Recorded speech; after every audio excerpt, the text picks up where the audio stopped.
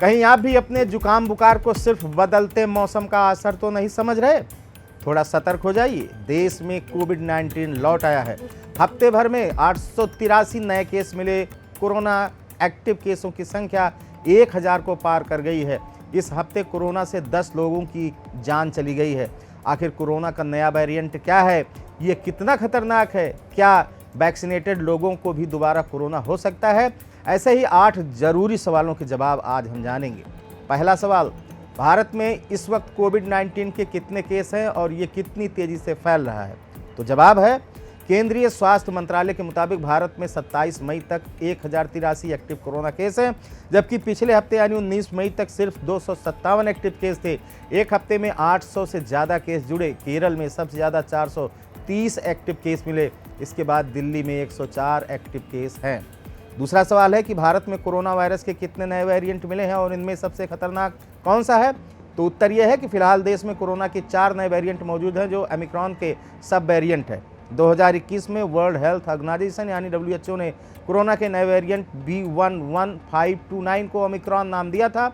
Indian council of medical research यानी ICMR के director doctor Rajiv बहल ने बताया कि दक्षिण और पश्चिम भारत से जिन वेरिएंट की सीक्वेंसिंग की गई है वह LF7, XFG, JN1, NB181 series के हैं। JN1 भारत में सबसे आम वेरिएंट है जो जीनोम सीक्वेंसिंग में करीब 53% सैंपल्स में मिला है।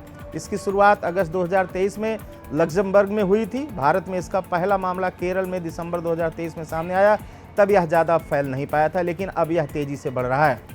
अमेरिका के जॉन हॉपकिंस यूनिवर्सिटी के मुताबिक JN1 अन्य वेरिएंट की तुलना में ज़्यादा आसानी से फैलता है, लेकिन यह बहुत गंभीर नहीं है। दुनिया के कई हिस्सों में यह सबसे आम वेरिएंट है। इसके लक्षण कुछ दिनों से लेकर हफ्तों तक रह सकते हैं। JN1 को सबसे ज़्यादा संक्रामक माना जा रहा है क्योंकि यह उन लोगों को भी संक्रमित कर सकता है जो पहले से कोविड से ठीक हो चुके हैं। हालांकि यह कोविड-19 की शुरुआत लहरों जितना घातक नहीं है। इसका म्यूटेशन वायरस को ह्यूमन सेल्स में आसानी से एंट्री और इम्यून सिस्टम को नुकसान पहुंचाने में मदद करता है।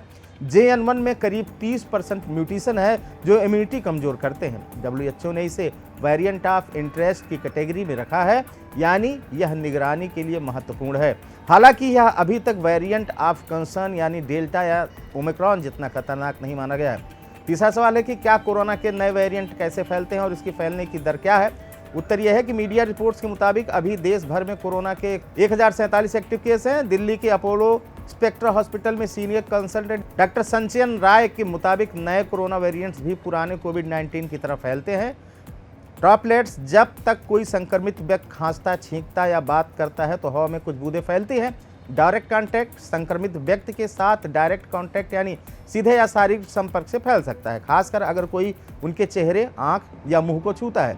चीज़ों की सतह से, तो ये वायरस चीज़ों की सतहों पर बना रह सकता है। दरवाजे के हैंडल या मोबाइल जैसे दूसरी चीज़ों को छूने से संक्रमण का खतरा बढ़ जाता है। हवा में मौजूदगी क्या है? वायरस के छोटे छोटे पार्टिकल्स हवा में रह सकते हैं, खासकर भीड़ भाड़ वाले या खराब हवा वाली जगहों में। नए वेरिएंट्स की फैलने की दर को रिप्रोडक्शन नंबर यानी RO और ग्रोथ रेट से मापा जाता है। आसान भाषा में कहें तो एक संक्रमित व्यक्ति औसतन कितने लोगों को संक्रमित कर सकता है।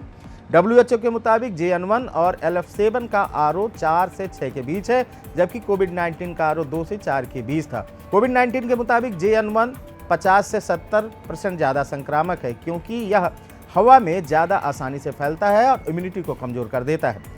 NB181 और XFJ का RO 5 से 7 के बीच है। सवाल चौथा है कि जिन लोगों को कोरोना की वैक्सीन लगी है, क्या उन्हें नए वेरिएंट से कोरोना हो सकता है? उत्तर यह है कि डॉक्टर संचयन राय कहते हैं कि जिन लोगों को पहले वैक्सीन लग चुकी है उन्हें भी कोरोना का नया वेरिएंट संक्रमित कर सकता है। यह फैलने वाला इन्फेक्शन है, इसलिए किसी पेशेंट के संपर्क में आने से ये किसी को भी हो सकता है। यानी पुरानी वैक्सीन डोज नए वेरिएंट के असर को नहीं रोक सकती, लेकिन यह नए वेरिएंट के खतरे को कम जरूर कर देती है।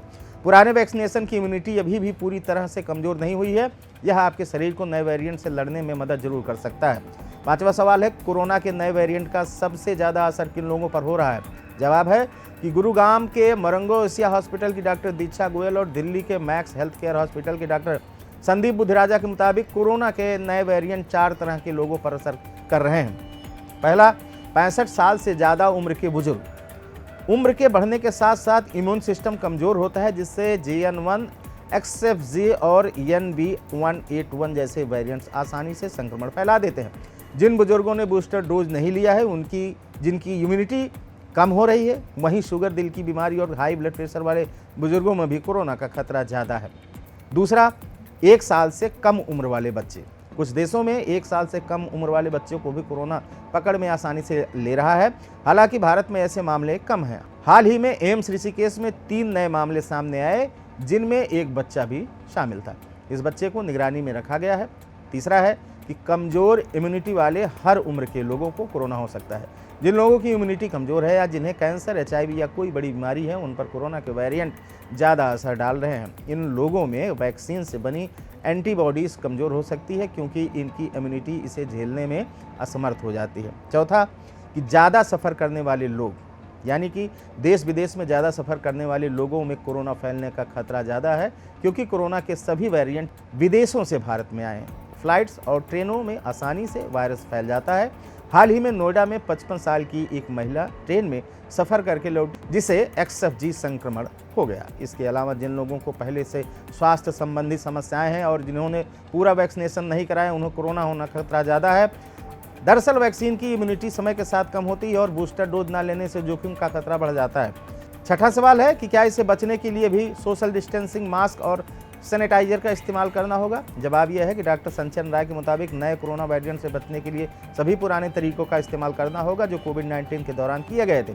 सातवां सवाल है कि क्या कोरोना के नए वेरिएंट से बचने के लिए वैक्सीन या इलाज जरूरी है? जवाब यह है कि कोरोना के नए वेरिएंट से बचने के लिए वैक्सीनेशन मौजूद है, लेकिन इसके लिए एहतियात बरतनी जरूरी है, क्योंकि वैक्सीनेशन नए वेरिएंट का असर होने से रोक नहीं सकती। आठवां और बहुत महत्वपूर्ण सवाल है आप लोगों के लिए कि क्या 6 साल बाद फिर से देश भर में लॉकडाउन लग सकता है? तो डॉक्टर संचन राय इसके बारे में कहते हैं कि लॉकडाउन जैसी स्थिति अभी नहीं बन सकती। कोविड-19 के दौरान वायरस नया था और ह्यूमन बॉडी में उससे लड़ने की कैपेबिलिटी नहीं थी। लॉकडाउन एक स्ट्रेटेजिक इवेंट था जिससे लोगों को संक्रमण से बचाने और मरीज से दूर रखने के लिए किया गया था। अभी इतने गंभीर हालात नहीं हैं कि लॉकडाउन लगाया जाए। अभी स्थिति कंट्रोल में है और नए वेरिएंट पुराने कोविड-19 की तरह खतरनाक नहीं है। यह तेजी से फैल जरूर रहा है, लेकिन उतना ज़्यादा असर नहीं डाल सकता। अगर आने वाले समय में नए और ज़्यादा खतरनाक वेरिएंट्स आए तो ज़रूरत पड़ने पर लॉकडाउन लगाया जा सकता है, लेकिन फिलहाल ऐसा कुछ होने वाला नहीं है। हालांकि भारत सरकार ने नए वेरिएंट्स के लिए तैयारियां शुरू कर दी हैं। देश भर के अस्पतालों में एक्स्ट्रा बिस्तरों की व्यवस्था की जा रही है और ऑक्सीजन की पूर्ति भी की जा रही है। खबर में ही तक आप देख रहे हैं द नाइट टीवी डिजिटल। दीजिए अनुमति। नमस्कार।